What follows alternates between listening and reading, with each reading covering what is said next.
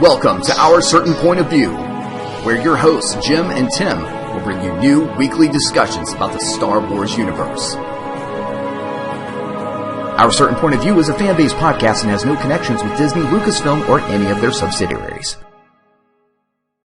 Hello, everyone, and welcome to Our Certain Point of View. I'm Jim. And I'm Tim. And today we will be discussing what? Season 3 of Star Wars The Clone Wars. That is correct, but before we get into it, we do have another sponsor, and I like this one, so here we go. Wait a second. Tim, distract him. I gotta fix something. Hello there. Good job. General Here we go. Kenobi. Here it comes. Folks, are you tired of being fat and ugly? Are you also a male? Are you ready to just get rid of that muffin top? Well then, do we have the thing for you? Made out of carbon, weaved with Teflon. My God, it will cinch down that muffin top and make you look like a Greek god. That's right, the corset. The corset for men. What would we name it, you ask? Your hero is here. And there we go. That's today. Are you tired of being fat and ugly and male? I think that's funny. Tim is not laughing. Okay, I'm tired of being fat and ugly and male, Tim. So I need this carbon fiber reinforced corset. The hero is here. Darn it, he didn't leave contact information. These are the worst commercials ever. So that's our sponsor for today. You're not laughing. Well, I just don't relate. Some of us already look like Greek gods. How do I know you're not already wearing the hero is here? Well, this is great product example. Good job, Tim. Yes, exactly. Exactly. Which Greek god were you referring to? Anyway, all right, so today we're going to talk about Clone Wars Season 3. I'm tired of being fat, ugly, and male. All right, so news.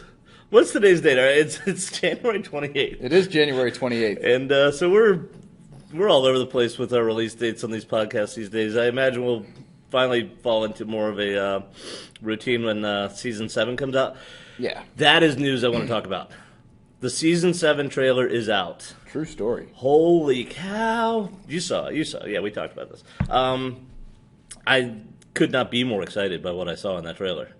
Do you have any thoughts on it? If you haven't seen it, go find it. It's I mean it is incredible. It's thinking about the corset. Minor new footage of who we want to see. I mean it's heck yeah, it's awesome. I'm hoping that they're going to do some resolution for Rex's story, how he doesn't, because it's in the novel Ahsoka kind of, but it's not really fleshed out there.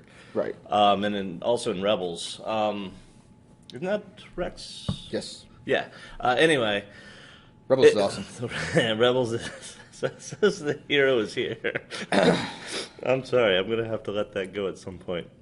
I hope I'm not the only one who finds that hilarious. Anyway, yeah, go find the trailer for Clone Wars Season 7.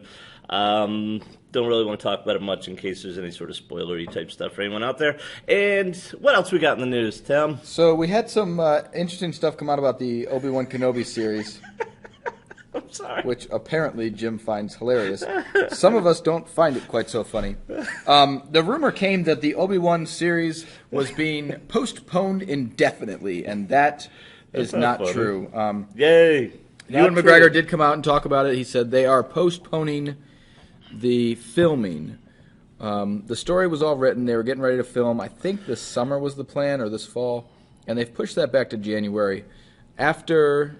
basically, they said after the close of the Skywalker saga and everything else, I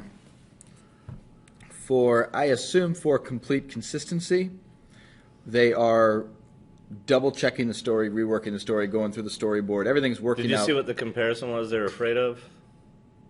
No. Because you mentioned the casting, that they're looking for a young Luke. Mm-hmm. So what I read on the same story was that they were afraid it would come across too much like The Mandalorian. That Obi-Wan would be a mentor to this child. I don't see how that's possible since Luke doesn't really seem to know Obi-Wan in A New Hope. he's heard of him, he knows who he is, but it's not like they have a relationship.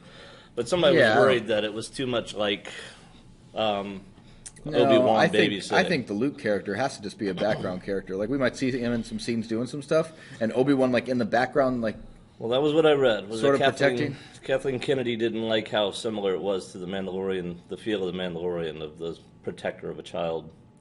So I don't know. he is a protector. Okay, Yeah, I know, I mean, it's like, okay. yeah. So that's what's happening. They've pushed filming back to January, and in what Ewan McGregor said in his interview, they don't believe it's going to do anything to the planned release date. So that, to me, is actually good news, because what it means is they do have an expected release date for sometime in 2021, and that release date is not being changed right now. So it actually kind of came out with a, there's we don't know the date, but it's a little bit more firm on that. So good stuff. That is good that it's not, That's, I believe that Star Wars Rise of Skywalker is leaving IMAX theaters this week. I think I saw that somewhere.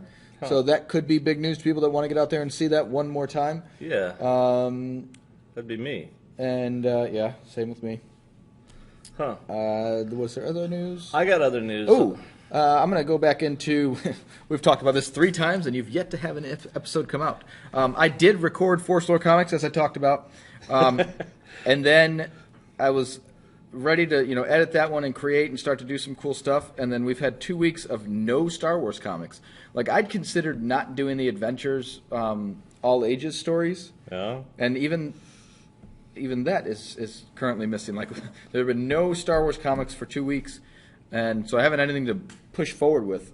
They are restarting again tomorrow, January 29th. I think I've got a book coming, and then I'm going to get back into that because I really want to start releasing them regularly, but I haven't had the books. I talked to my local comic book store, who I'd love to advertise on here. I wonder if We should I'll approach have them. I'll have to talk to them. Because our current advertisers are... Folks, are you tired of being fat and ugly? Are you also a male? Maybe we do need to approach them. Maybe. I more meant just to, I wanted to share their name. That's where I get my stuff. But, We probably should talk more Star Wars, huh? yeah.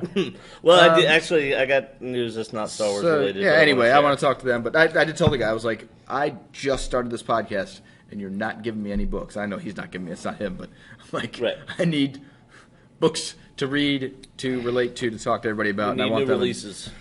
They're coming. I promise. coming. The whole thing's coming. I'm ready. In my you got? non-related news, you know how we always do a shout-out to Shasta Mangold Gordon? Yeah. Well, Gordon and I had, a long time ago, the great pleasure Falling of... out. Oh. No. Well, I hope not. Gordon, you out there? Gordon and I once had the great opportunity, pleasure, honor, fun of hanging out with a band called Corrosion of Conformity out of Raleigh, North Carolina. And very sad news last night. Their drummer passed away. So his name was Reed Mullen. So, just want to share condolences for him and his family. Again, out of Raleigh, North Carolina. So that kind of struck me and Gordon pretty hard today, finding that out. Very sad news for the rock and roll world and the punk music genre. Yeah, it is. And as always, speaking of music, shout out to Arden, who I still haven't heard his Force Lore bit yet. I'll have to remind him about that. Yeah, Anyway, we were talking about that. He just hadn't gotten it yet. so is that it? What about countdowns? Countdown. Clone Wars is February 17th, right? Yes. So how many days is that? 20 days away. That's a prime number. And it's not a prime number. Star Wars Day, May 4th. 97. What? Talk about 97? I got the giggles. 97 Is not a prime number. it is a prime number. I know. But 212 days until Star Wars Celebration in Anaheim, California. 212 is not a prime number. Are there any even numbers that are prime? Just 2. Obi-Wan Kenobi. Tim already updated you on that. So Star Wars Celebration. I want to go. All right. So and now we're ready to talk Clone Wars Season 3. This is an insane season. I really don't know where to begin with it. There is so much information that's given about Star Wars lore, the Would you say there are secrets revealed? There are secrets revealed. Why would you call it that? So that's what season 3 is called, Secrets Revealed. It starts with a pretty heavy backstory about the clones. And we mentioned this when we talked about seasons 1 and 2, that the episode that just starred the clones was actually sandwiched in between 2 season 3 episodes. Several of the season 1 and 2 episodes are sandwiched in season 3 episodes. So, like Tim had talked about several times, chronologically, this does kind of jump all over. It's about 70% in order, I would say, something like that. But yeah, so like every third episode, every fourth or fifth episode or so, it gets out of order. And it gets crazy out of order. But why this season is overwhelming to me as far as covering, I mean, we get Savage Opress, we meet the Night Sisters, we get Mortis? Mortis, I was waiting to say that because that's like, Mortis is huge. I'm sorry, I've been waiting this whole time to say I this. It's already been 10 minutes and I couldn't say it. Well, Tim and I have been talking about Mortis ever since I think we ever first started talking about Star Wars. Yeah. There's so much background information about like how Jedi are trained. Their Jedi killed in this season with the Savage Opress. I don't even know where to begin. I'm just all over the place. And it's wild. It's awesome. So, do we want to kind of walk through episode by episode? I mean, just for a second on each episode, and then maybe see how it all ties together. Well, at least we could talk about a couple of the arcs for sure. Because the first 2 episodes are about the clone troopers before and after the rookies, which was season 1. Yeah. Which we talked about because I said how much I liked how they looked like real soldiers. So we see what their training looks like in the very first episode of season 3. So we're actually on Kamino, and that's one where one of the soldiers is having a hard time keeping up. I think isn't that the one where they show the janitor, and basically he's a malformed clone. Yeah. Yeah, and he kind of gives a pep talk of we do what we can to contribute or something like that. Great episode. And even that character was really cool. Like this is what happened. But I'm clone, still yeah. here. I'm still part of it. You know. Yeah, and he was just cleaning up after him. Then we see them later in ARC Troopers, where they're actually now. So this is them after they're veterans and they've been fighting a while. And we see the 501st. Yep. In this episode 2, where they have to defend what they call their home. That struck me about this episode. Yeah, I remember that too. They consider Kamino their home, which makes sense. But yeah, they see it as when Grievous attacks. What's the name of Kamino?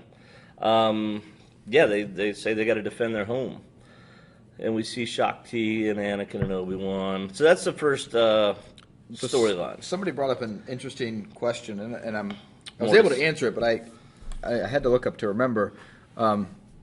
So it's just interesting, and we assume that everybody's seen at least everything up to episode 8 of the movies at this point. Yeah. Right. What about The Mandalorian? Do we assume they've seen that? It doesn't matter. I was just curious what you thought. No, you haven't seen The Mandalorian. No, because we're still prior to that's Tim banging Disney on the desk, Plus. by the way. We're still prior to the Disney Plus release dates in the other countries, so we cannot assume that all of our listeners, because all of our, we want to pick them back up too. So, yeah. What I was going to say was that line in episode 3, when they get onto Grievous's ship. Yeah. What's it called? The Invisible Hand? Is that what it's called? I think it's the name of his ship. They get onto his ship, and he says something about Episode you're 3. shorter than I thought you would be. The movie. The movie, episode 3, Revenge of the Sith. Yeah. He tells Grievous, he says, you're shorter than I thought you'd be, and he says, I thought You'd someone be of your older. reputation would be older, and it was a conversation that came up. They said, well, all this Clone Wars stuff and all of this like Anakin Grievous stuff throughout the Clone Wars, how does that happen when this line happens in Revenge of the Sith? That's a good point. And I don't think they ever see each other throughout the series. I think that the Clone Wars do. writers were really, really careful. I mean, they chase each other. They're in the ships against each other. Ahsoka fights Grievous. Ahsoka fights Grievous. Yeah. Obi-Wan sees Grievous. Yeah. Oh, that's a good point. It was really cool because that was brought up. Because, they're both major characters in the Clone Brought that up. Wars. Dave, bring that up. Who bring it up? I think Dave brought it up. Who's Dave? What'd you say? What are we doing? What are we doing? So then we go back. But to, yeah, it was just a cool. Like the writers were really careful with this show, and they did a really good job. Well, this is why Dave Filoni is he was the showrunner, and so he wrote or directed a fair amount of the shows as well. So he was overall in charge of this stuff, and he seemed to. I think it's one of the reasons why The Mandalorian is turning out so good. And hopefully season 7 is going to continue the same tradition. All right, so then we go back to Ryloth. We meet Cham Syndulla again. Jar Jar's in that. There's a Toydaria. Okay. So, oh yeah, this is, so you remember the episode Ambush from very first episode, season 1? The king of Toydaria was King Katunko. You know, he meets his demise in this season. Does he? Yeah, because I do remember that. Remember the Separatists are, and now I'm jumping ahead again. Yes. The Separatists are tasked with trying to win over Toydaria, and in doing so, Grievous tells his newest apprentice, and I'm jumping ahead, Savage Opress, to go kidnap King Kantuko. So anyway, we see Savage or is it Savage? Savage Opress is how they pronounce it, I think. So we see Chairman Papanoida in this, in episode 4. You know why that's significant? I mean, there's lots of reasons why it's significant, but like from a trivia point of view, do you know who played Papanoida in the movie? No, I don't remember. Well, he's only visible for like a split second, I think, in the opera scene. Mm-hmm. When Anakin walks into, so he's like out in the hallway. That's George Lucas. Oh yeah, okay. So that was his cameo. That. Yeah. So, but in the Clone Wars, Papanoida is actually in there quite a bit, and there's an entire story arc about his family being kidnapped and Ahsoka trying to help rescue them. That's kind of a one-off, though. So. Then we got more Mandalorian stuff with corruption, where the Mandalorian children are being poisoned by bad smugglers. Got any interest in that? It does show, like, so with the TV show Mandalorian, I know we're not doing any spoilers, it does show you just how different Mandalore is now, because it shows, like, schools and stuff on Mandalore. This was episode 5 of season 3, Corruption. Right.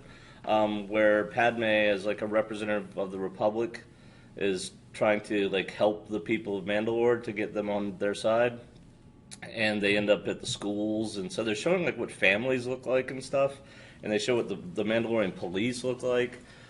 So we do get a lot of insight into everyday life in Mandalore. You also see that they live in domed cities, that the surface of Mandalore is actually barren. But the cities are beautiful, but they're under these giant domes, which is cool because that was consistent with some of the old stories. I think some of the legend stories prior to referenced that. Which Clone Wars, when they came out, they were trying to model all that, and they were some of the things that had to stay because I think they became barren during the war with the Jedi, according to legends, right? Yep. So it was just a neat little tie-in. Yep.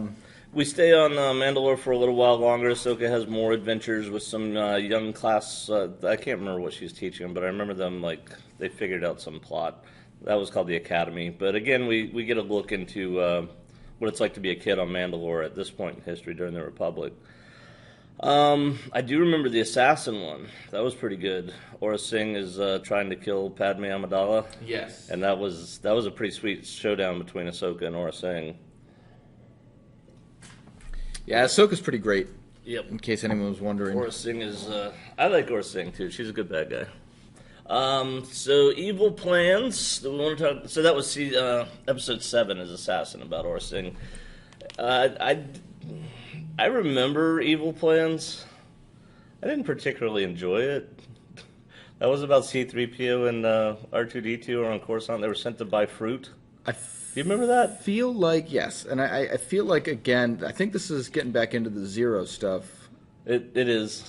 And everything kind of Zero related didn't work for me. It was not that strong, even though Cad Bane's in this. But they reprogram, I think, C-3PO to do bad things. And then the very next one is the Hunt for Zero.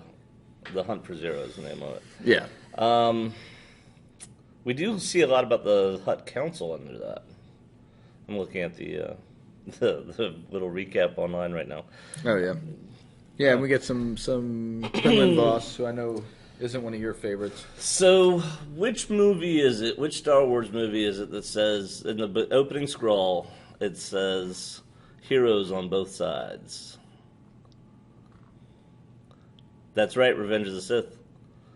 And that's the name of episode 10. I believe it's Revenge of the Sith. It says in the opening scroll, is it scroll or scroll? What is that? I think it's scroll. I don't know. In the opening words of the movie, Scroll? Word scroll, where the words go across the Space screen. scroll? Tired of being fat and ugly and male. In the opening words of Revenge of the Sith, it says heroes on both sides, I believe. I might be getting that confused with Clone Wars. But anyway, that's the name of episode 10. And you're like, but wait a minute. Heroes on the Separatist side? And this is about how they kind of are adding depth to the struggle between the Separatists and the Republic because, a lot of the planets in the Separatist alliance are not bad guys. And that's what they're trying to show. Just like the Mandalorians aren't bad guys, but they don't want to be part of the Republic. Or the Toydarians, that sort of thing. As a matter of fact, pretty much every planet they show straight up is not real keen on being part of the Republic, now that I think about it. Just Alderaan seems, and Coruscant. Was I right? War. The Republic is crumbling under attacks by the ruthless Sith Lord Count Dooku. Yeah. There are heroes on both sides. Nailed it. Evil is everywhere. Opening scroll of Revenge of the Sith. Luke Skywalker is missing. I was drinking my coffee. Heroes on both sides. So that's about, like I said, people in the Separatist group who are like good guys and blah, blah, blah. Yeah. Pursuit of peace. Don't care. Well, because you do start to see it. You start to see the people who are. Well, it doesn't matter. Yes, you start to see people who are just interested in separation from the Republic because they don't think the Republic's got their best interests at heart anymore. They don't have a wrong. Like they're not. All of the Separatist planets aren't necessarily evil. No, and see, this gets to the heart. But they've of, been tricked. Palpatine is brilliant. What he's done here is absolutely brilliant. He's set up two opposing forces that are not entirely right or wrong. Right. And that way the Jedi cannot possibly win. Because if they win for the Republic, they still haven't won a noble victory necessarily. So Palpatine has basically used what is, all political systems have inherent corruption and inherent problems. And he's just, magnified those problems to the point where the Jedi can no longer be a wholly positive force on the situation. It helps when you can use a force mind control too. Oh, it doesn't hurt. Wonder if he were a hero is here. But anyway, so and see, I want to jump ahead to the whole arguments about like Barriss Offee, which we kind of can get to with this Ultra Mortis stuff. And Plagueis. And Plagueis, the tragedy that the Sith are not. The Republic is not all good. And a lot of the Jedi wrestle with this. Ahsoka wrestles with this, and ultimately Anakin wrestles with it when they ask him to spy on the Chancellor. He's right. That's not a right thing for them to do. Right. Exactly. So, yeah. Of course, his answer of slaughtering children and probably maybe that's over the top. He does kill children after that. But all right. So the next two storylines. This is what we've been so excited about. So episode 12, 13, and 14 take place on Dathomir, and it has to do with Ventress, Asajj Ventress, who we've already talked about how much we love her. And Sidious, Palpatine, he gets kind of nervous about Dooku having an apprentice, so he orders Dooku to have her killed. Right. But of course, every Sith has a secret apprentice because their goal always is to be the main guy. So Dooku, when he decides to kill Ventress, he also then takes on another apprentice. But he doesn't manage to kill Ventress because she's awesome. And she escapes to her home of Dathomir. And this is, I think, the first time we're introduced to this planet. And Dathomir is one of the coolest planets in the entire Star Wars galaxy. And she visits a group of Force wielders known as the Night Sisters. Do I read break. that? I'm going to keep on talking here. Talk so about yeah, the Night they Sisters go to of Dathomir. And Dathomir is really cool. And there seem to be two different, like I think we talked about this a little bit before, but there seem to be two different races not, I don't know if they're different races altogether, but there seems to be like a male civilization and a female civilization. That's pretty good. So there's a go for Papa Palpatine. Go for Papa Palpatine. So there's there's two different Group of teenagers? groups. What? Like there's males and females. On that live Dathomir, separate. yeah. They don't seem to be the same species. Do you think they are? I don't. Because Ventress does not look like... no, because Zabrak is what Maul and I don't think Ventress is as a female Zabrak. Right. So I'm just. Yeah, they seem to share this planet. There's more to the story here because Yeah. they don't. Like they only interact. The only males they interact with are the male Zabraks, Zabraks, and yeah. they don't seem to have. If I'm remembering correctly, I don't remember ever seeing any females And no, there. I don't know. I don't know. But I do know that the male Zabraks actually seem pretty passive, and it's when the Night Sisters get hold of them that they turn them into these kind of like vicious fighting machines. And so we get a little bit of kind of how Maul got to be Maul implied by the story of meeting the Night Sisters. So again, this episode 12 is Night Sisters, 13 is called Monster, and 14 is called Witches of the Mist. This is all one story arc. So in the second part of it, Monster, Ventress is teamed up with Mother Talzin, the head of the Night Sisters, and this is where Savage Opress comes from. They take this kind of ordinary farmer guy who's a brother of Darth Maul. Now, I don't think he's his literal brother. They call him a clan brother. So I think they're the same extended family. They do refer to each other as brother, but I think that means clan. At least that's what it says on the wiki. Which two brothers are you talking about? Savage Opress and Maul. Oh yeah. I don't think they're literally Because- brothers. I think maybe cousins or something. They're the same family group. But they do refer to each other as brothers throughout their whole relationship. Right, but during the whole thing with Savage, I think his actual brother is. Oh, that's right. They actually are pitted against each other in the battle to. That's true. So they're from the same clan, but yeah, does he kill his brother? No, he takes his place, so he doesn't have to go through that stuff, I think. Something like that. It was something good. It was strange. Yeah. So But yeah, so his I think that was his actual brother. So they And then I think they refer to the they brothers, basically imbue him with the Force, or something, because he gets bigger, physically bigger, and he becomes more powerful. He becomes angry. He becomes dark side, basically. Right. And I don't After know the if that's- sisters get their hands on it. I don't know if it's. So I don't know if there's Force sensitivity before or after. Like that's the Yeah, part it's hard to that's say not clear because for he's me. not a Force wielder before, but maybe he's not trained. Who knows? Right. But the creation of Savage Opress is awesome. He's one of my favorite characters from the Clone Wars. I love Savage, and he is a beast. Oh my gosh, he's a beast. So this is where we get to Witches of the Mist. And this was, I referenced it before. So Savage Opress becomes Dooku's new apprentice. Because Ventress now hates Dooku because he tried to kill her. And do you remember Dooku's first challenge for Savage? Beast mode 1,000 billion, whatever the highest on a scale of 4. Is that the one where he was supposed to go after? Like he kills the king of Toydaria by accident. He's supposed to capture him, ends up killing him. But the thing is, 2 Jedi are sent Yeah. to stop him, and he doesn't have a lightsaber. That's what makes this so awesome. He has a regular bladed weapon, Right. and he fights both of them at the same time with a bladed weapon, and he kills. He both kills of them both, does he? Yeah. Yeah, he just comes out full beast mode. So that was sweet. But then there's basically he finds out that Dooku had betrayed Ventress, and he becomes worried. Opress does. Right. He becomes worried that he'll be the next to be betrayed. So he ends up kind of siding with Ventress. And then they disappear for a while, and we'll hear back Yeah. from them later. They end up, I think in this, it ends with them fighting Obi-Wan and Anakin. At the end of the season? Yeah, at the end of the episode 14. Oh, okay. Yeah, and then we do another time jump. Bottom line is that storyline, Witches of the Mist, ends up with Savage Opress basically being without a teacher, and he goes off to try to find Darth Maul. And this is our first hint ever in the Star Wars universe that Maul might have survived. Because up until now, we had always assumed he was dead, ever since the end of Phantom Menace. All right. Now, what are these next episodes about, Tim? Well, now we've got, It's not a big deal. no, not a big deal at all. The next There's nothing, No, next nothing 3. Force Lore here. Episodes 15, 16, 17, Season 3. Yeah, we are getting to Mortis.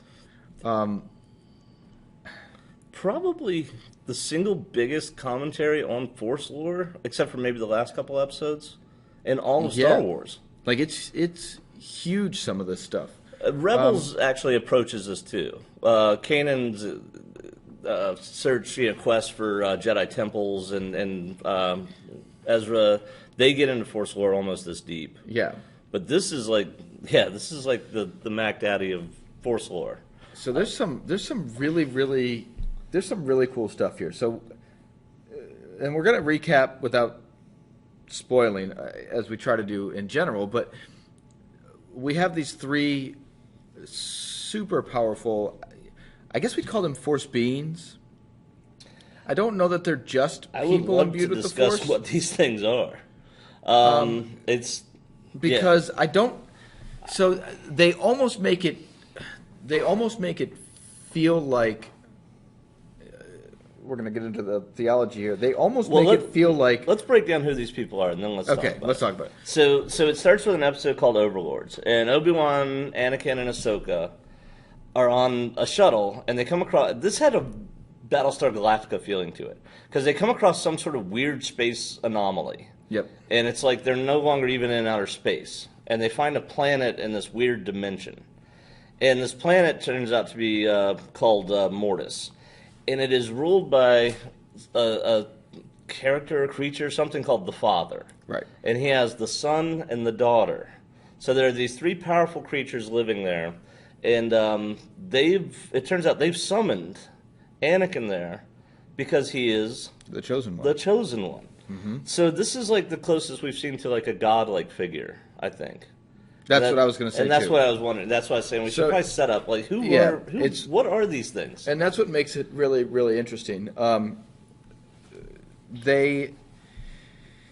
the question is, are they on this planet? And this planet is clearly unbelievably powerful with the Force. Like, the planet holds a lot of Force itself.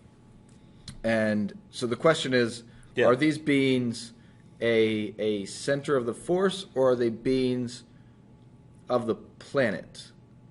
Like, are they actual overseers of the Force, like, in general, or are they just part of this planet, and so they've become very strong with the Force, but they're not actually, like, as the episode calls, overlords? Are they not actually overlords of the Force? Like, that's what makes it tough to. The way they get to this planet and the way they end up leaving it, I feel like it's not even a planet. Like, this whole thing it's almost like an illusion. It's like another dimension. It is bizarre. So like the original Battlestar Galactica series way back in the 1970s or whatever, there's an episode where I think it was Starbuck or Apollo, I think it was one of them dies, quote unquote, and goes to heaven and meets these celestial creatures, but the whole thing is filmed in like this white space, and then they come back and you're never really sure what that was or where they were. This kind of reminds me of that. It's like, okay, I think it was a planet, but again, they get there through some sort of space anomaly. And yeah, the whole thing is Force sensitive. So the sun appears to be the pure manifestation of dark side. And the daughter appears to be pure manifestation of light side. And the father is... Ashla and Bogan. Yeah. So in Rebels, when they decipher the drawings on the wall, that's what it's a drawing of. Mm-hmm. It's a drawing of the father, daughter, and son. So I love that Rebels kept this part of the Clone Wars storyline. Yeah. This whole thing's fascinating because I got to admit, part of me, I've always... when is Anakin the chosen one? In the back of my head, I'm always like, is he? I mean... Is he? I'm not sure I understand what that means, the chosen one, because it always seems to contradict everyone's understanding of what the chosen one was supposed to do. Well, yeah, a prophecy that misread could have been. But, when it comes down to it. But there's also... Are we assuming everybody's seen Rebels? I don't know. This is a... Rebels is so good, I'd hate to spoil it. And this is what we're talking about. Well, we've talked about this on our podcast. All right, I'm going to give a really, really big Rebels spoiler. Yeah. Okay? So, here it is. Rebels spoiler. It's going to be 15 seconds long. Skip ahead if you don't Those want of to you hear who this. have your doubts about Rebels, it is worth watching. Again, the first few episodes are not representative Right. of just how like emotionally powerful that series is, and it is emotionally powerful. So And it's got some starting great storylines. Now, Right, skip now, ahead. skip. If you, we are again spoiling this, so if you didn't skip ahead far enough, because I told you spoiler skip. All right. When Obi-Wan meets with Maul Yeah, in the desert. and falls, Maul asks him a question. He said, "Is he the chosen one?" Oh, And Obi-Wan says, "He is." So Luke is. So there's a whole lot there to How did I forget this? to where everything is and what it is, and like it opens up a lot of questions. That makes more sense in the larger story arc when you take all 9 movies, Skywalker movies, into account. That would make far more sense. So it's just it's cool stuff. All right, we're back from spoiling that. But Mortis- So they Mortis did, but they is- did call him because, Predicated on the idea that he is the chosen one. or even the piece that I spoiled without saying it again could even be the understanding the relationship through the Force That that's he'll pulling lead him. to. Right. So Yeah, it's all part of that it's same part of thing. his journey. Yes. That without him, yeah, it doesn't. The balance isn't achieved. Correct. So interpret chosen one however you want. It's butterfly effect. It's interesting because Obi-Wan is the side character in this, and Yeah. but he's the most senior Jedi there, and I mean he's Anakin's a Jedi at this point. Is Obi-Wan a master at this point? I don't know, but Ahsoka's obviously a Padawan. But this quickly devolves into kind of Ahsoka and Anakin being torn by these creatures. Yes. So yeah, they keep having visions while they're there, and the son. So the Ultra Mortis. Let's go to the second part. Yes.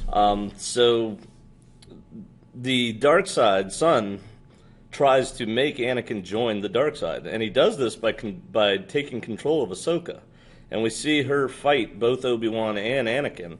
Now, like when you do like pair ups, like who would beat who in a saber duel, she's like kind of ruling these guys, but the reason why is very obvious. They're trying not to hurt her, so they're not fighting as hard as they can. Right. But it is fascinating to watch this. But eventually, how does that end? It's spooky as heck because Yeah, it is. she's like zombie, like her skin turns gray and she looks all crazy. Yeah, there's like, what is there? There's some dagger that like controls the sun. Yeah. And does he get it? Oh no! Yeah, so the dagger. I do remember this. So somehow I don't remember because I don't want to do a recap. I want to talk about what this means to the lore of Star Wars. So yeah, there is a dagger, and Ahsoka's I forgot how, but they break the spell, and she gets Right. her free will back. The son decides to kill the father Right. because he wants the dark side to be the Force. The Force, right. And then what happens, though, is the daughter intercedes. So the light side sacrifices itself to protect the father. And what I get out of this is I feel like what we're seeing is a play that plays out over and over again throughout eternity. Yeah. So that is just the nature of dark side, light side, and they're getting to witness the physical, like, kind of manifestation of this. Yeah. And I mean, we're sitting here talking about a cartoon. And yet, this is how we're talking about. This is the manifestation of good versus evil, caught in the eternal yin-yang cycle. And the balance of it, and the That's how Bendu is good the father. these episodes are. It's The Mortis episodes are brilliant. And, man, they're just, it's like philosophy meets awesome Star Wars. and there's And there's still one more episode that we there's haven't something talked right about. at the end there to help out Ahsoka with her struggles. Of the Altar of Mortis, episode It is 16. right at the end of Altar Mortis, with the daughter. Yeah, so she sacrificed herself, saved the father, returns Ahsoka to normal. Now I'm just reading. But And transfers her life to Ahsoka. So maybe just this is neat the first stuff. time we saw Force healing. Do you remember Ahsoka has a vision at this point, too, yes, of herself? So she sees herself as an adult, and she's not a Jedi. I don't think. Right, but she's also an adult, right? Like, we know what's coming, and Ahsoka Well- sees a vision of her as an adult. Like, that's a big deal in and of itself. Like, just the fact that she's alive. Yeah, and so when this came out, we didn't know what Ahsoka's. We still don't really know what her fate is, but we know from Rebels that she, obviously as an adult, she's part of the Rebel Alliance and stuff like that. But yeah, so we didn't know at the time whether or not she would survive childhood, because her childhood's pretty rough. She's only supposed to be 14 or 15 years old when she's going through this stuff. But yes, she has a vision of herself, and she's saying not to trust them, if I remember correctly. It's so cool. It's so creepy, too. And do you remember what Anakin's vision was? This was even more... I don't remember Anakin's his mom. vision. He kept seeing his mom. That was what the son was using to try to tempt him to over to the entice dark him, side, yeah. was what had happened to his mom. And I can't remember. It was so creepy because he's sleeping, and all of a sudden he dreams his mom comes in the room, and she's doing the whole Hamlet ghost thing about avenge me and all this crap. I loved it. And we still got one more episode of Mortis to talk about, because this is a three episode story arc. All this is just jammed into this. So now they're trying to leave the planet. The father's been killed. Everything seems upset. It's crazy. Or excuse me, the daughter's been killed. We're not sure what the outcome of this is. Excuse me. So the son seems to have kind of ascended. The dark side has kind of ascended over Mortis, and it takes Anakin to this lava pit. Do you remember this? And I was like, how are they going to unwrite this? Because he starts giving Anakin visions. And it's visions of Darth Vader. Yes. Mask, helmet, everything. Of the robotic Vader. And I'm like, how did they take this back? Right. And How are you going to get out? Like, he knows this now. yeah, so the son shows Anakin everything. Like, okay, this is who you're going to be. This is what you're going to do. You're going to be a Sith Lord. And I don't remember how this works against Anakin joining this guy. But Obi-Wan basically shows up there to help. What are you looking at? You're trying to catch up too. Oh, I was just sorry. I was reading something while you were going. So we are. Remind me where you just ended there. Well, I was I was like, how are we going to undo this? And Obi-Wan comes up with kind of the solution. Well, he enlists the help of the father. Right. So the father gets involved. Yeah. Father gets to Anakin and is able to wipe his memory of it, and then there's another confrontation, right, between the son and the father again. Of course, the daughter's not there. Yeah. And the son goes to kill him, and the father. This was another interesting piece. So the father Pulls kills- an Obi-Wan. Well, sort of. At the end of New Hope. He lets Right. himself be killed. Right. Well, he kills himself. All right, he kills himself, and thus removing the power of the family, I guess. Yeah, he's the So underlying force on both sides. So it's really interesting. So then the son loses his power, and now balance has been essentially restored and here. Anakin actually has to fight the son and defeats him at this point. Right. But he can only do it because the father's dead. Thus, So now the whole family's thus bringing dead. the prophecy to truth Ooh. So he is the chosen one because he killed the dark side. here on this planet. It's so weird. Right. Like, I mean, the prophecy is so much fun. We need to have a podcast episode just about the prophecy. I mean, yeah, we could talk about the altar of Mortis. Probably that deserves its own podcast because of everything it potentially suggests, or I don't know. But Yeah. that's that episode. Those are those episodes. So there's a lot of questions about, like, is the Force like some sort of godlike creature? I don't know. And it's very Zoroastrian with a dualist kind of feel to it. Of you got the evil god versus you got your Ahura Mazda versus who was the other one? Come on, where's your Zoroastrianism? Ahura Mazda fought. I don't know, but it was good versus evil. Yeah. Man, I'm a terrible historian. And so this kind of has that feel to it, a dualist religion. Anyway, they do get away from Mortis, and the father erases Anakin's memory. Did we mention that? And that's why That was earlier, yeah. So he doesn't. I think it was before all that. He doesn't yeah. remember any of the Darth Vader visions that he has. And then we switch gears altogether. Yes. Now these You're episodes like, are that was interesting super. too. You know what I'm really glad of? I'm glad that those episodes were all together. Yeah. In the release of Oh, the if they show. broke that up, that would have been Like, weird. if you were all that, Yeah. couldn't handle that. Yeah, because then we get to it, and the next 3 episodes are again a single story arc. So now we're talking about 18, 19, 20. It's a 22 episode season. I think they all are, except for maybe 6. I'm not sure. 6 is not. 6 is 12 or 13. Are you yawning? No, I was stretching my lungs. No, I'm gonna yawn. So we meet someone interesting in episode 18, the Citadel. We meet a couple of interesting people actually. Yeah, you talking about Warden Sobek? No. I'm not talking about Warden Sobek. I'm talking about Evan Peel, the Count Dracula guy. Yes. Yeah, so he's the little, but he's not even the one I was talking about. But he is fascinating, the little Dracula Jedi. Yeah, he's weird, creepy. I like him. Yeah, he's creepy. But who's the leader? There's a military officer they take along with them. So all right, the deal is they're trying to break into a prison, right? To rescue. Who are they trying to rescue? I don't remember, but they try to break into this prison, right? Oh, they're trying to rescue Evan Peel. Oh, okay. That's right. He had been captured. That's how he gets there. But the people who lead this rescue attempt are, first of all, Anakin, and he's paired with a kind of young officer. Come on. Who's he paired with? I thought Obi-Wan was with him. Well, I think Obi-Wan was, but I'm talking about a non-Force user who later rises to the ranks. His name is Captain Tarkin.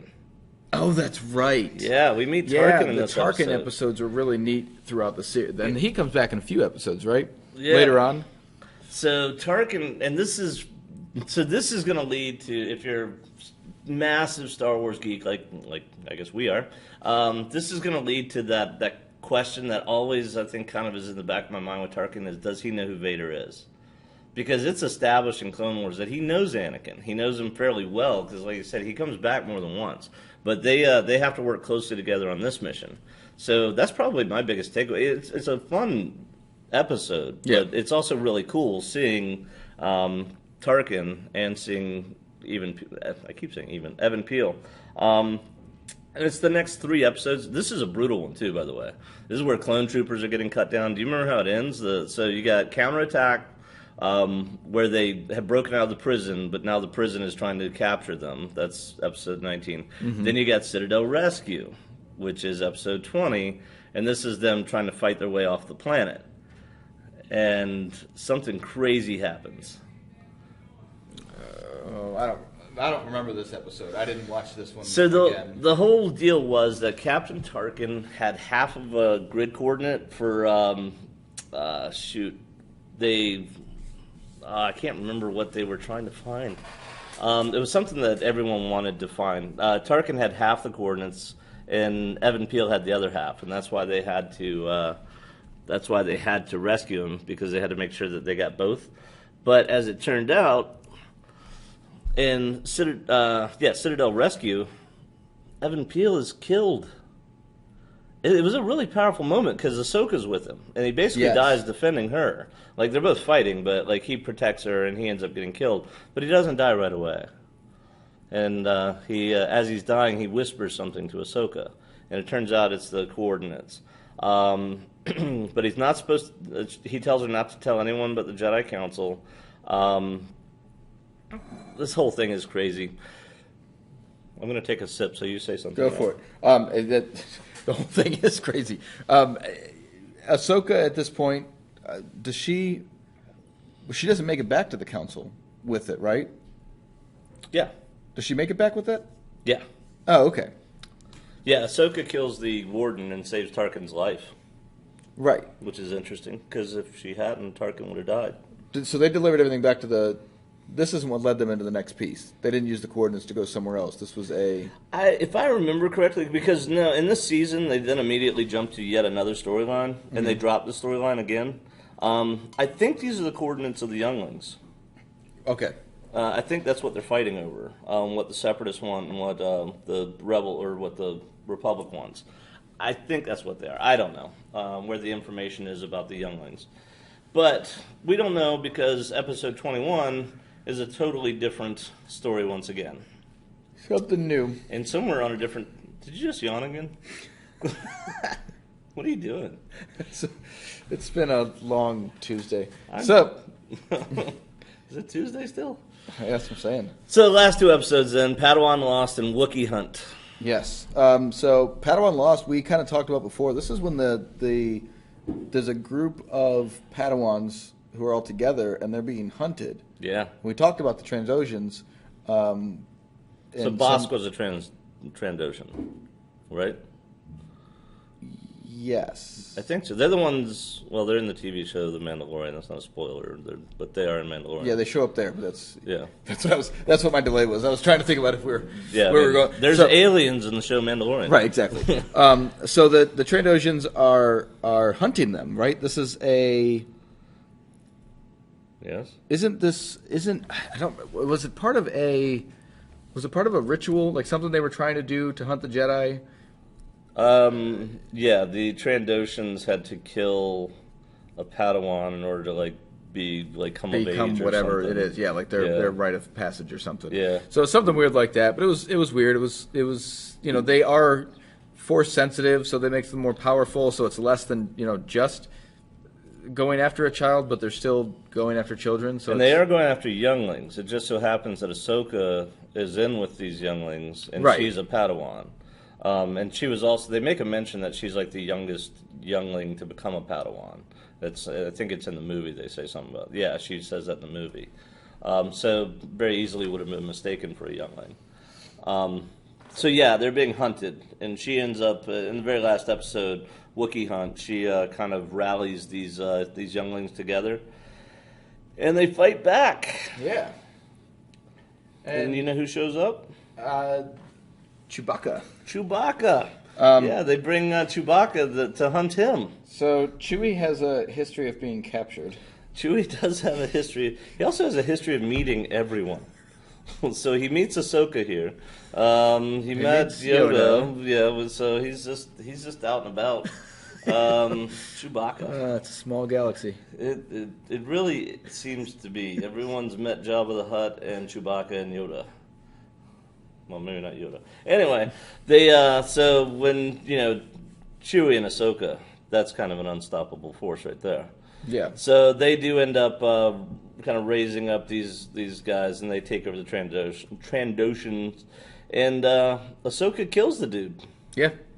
And she force pushes him off his giant platform. And that's it. That's that. That's the end of the season. Yeah. Ahsoka's not kidding around, man. No, not anymore. It's go time for Ahsoka's a beast. I love the way she fights with her dual wielding. She fights with an underhand grip, which is interesting because she's short. But she leaps so much that's why she does that underhand grip. She's all over the place. She's a beast. So that's episode 2. What was the name of the episode? Or the season? That's season 2. Secrets Revealed. Secrets Revealed. And if you haven't watched it, go back and watch it. Maybe my favorite season just because of the Mortis episodes. It's got to be. I bet that's the titling of Secrets Revealed, too. It's got to be the Mortis stuff. Yeah, because this whole concept that Yeah. Yeah. Good stuff. It's a great season. It's definitely worth the watching. You want to watch the first couple of episodes along with Rookies from season 1, and you want to watch the Mortis stuff for sure. Like just to have some of that, anything Ahsoka based. Obviously, we're going to have some Ahsoka focus in this new season coming. Yeah. If you've seen the trailer, she seems to be a very big part of it. So you definitely want to be caught up on who she is. If you're not familiar with the character, I don't know what that's going to look like. Well, the movies have always sold us on this idea that Anakin's turn to the dark side is almost entirely, in the movies, it's entirely because of his relationship with Padme. But I think the Clone Wars fleshes his mother. out. Yeah, a good point. And his distrust of the Jedi and the Emperor persuading him, and so I think the Clone Wars fleshes that out more. Yeah, and there's even more. Ahsoka's a big part of that. Yeah, it's interesting because I think Ahsoka represents a generation of Jedi who are being raised in nothing but war, and so that's why they're more sensitive to the contradiction that the Jedi have become. So like Mace and even Obi-Wan to a degree, they grew up in peace. Right. So to them, okay, we have to do war, but that's not what we are. To restore the peace. Whereas Ahsoka, like her very first mission as a Padawan is to fight in a battle. Barriss Ophi, the same thing. So with these new Padawans, you do see them wrestling with the, wait a minute, I thought we were peacekeepers. I thought we relied on goodness and peace and justice and diplomacy and stuff. So yeah, they're huge. So her relationship with Anakin, I think, is very instrumental in him kind of being aware, because he's kind of caught between those two generations. Yeah. Of being aware that, wait a minute, the Jedi are pretty much as violent people. Because in his lifetime, that's what they are. And in her lifetime, that's all they are. Right. It's just warriors. They're sweet warriors. Yeah, they are. Yeah, they are. But they're supposed to be peacekeepers. But you know what they say? You know what George Washington said? To secure peace is to prepare for war. Heh. George Washington. All right. Secrets revealed, season 3. Any other parting thoughts? Any other news? No, I think that's a big bit of it. Did you want to tap on the table anymore? You're shaking the table. Did I want to order a hero for here? You didn't like her. Can I play it again? You don't want me to play it again, do you? Play what again? Folks, are you tired of being fat and Yes. ugly? So Are you also a male? Yes, I am. Are you ready to just get rid of that muffin top? Okay. Tim's just got his head in his hands. Ladies and gentlemen, we appreciate your time. And patronage. As always, we didn't mention this. Please go somewhere. I can't believe I'm going to say this after just playing that. And give us a 5-star review. I think we earned it. Yeah. If you're not gonna come back and listen again, just go give the 5-star review, and we appreciate your time here today. And I'll see if I can't get the contact information for the Heroes Are Here corset for men. Wait a minute, just because I'm fat doesn't mean I'm ugly. This is the way. That guy has spoken. All right, so for now, I'm Jim. And I'm Tim. And this has been Our A Certain Point of View. Say goodbye, Tim. Goodbye, Tim. Say goodbye, Jim. Goodbye, Jim. Wrong button. Goodbye. Goodbye. Audio 1.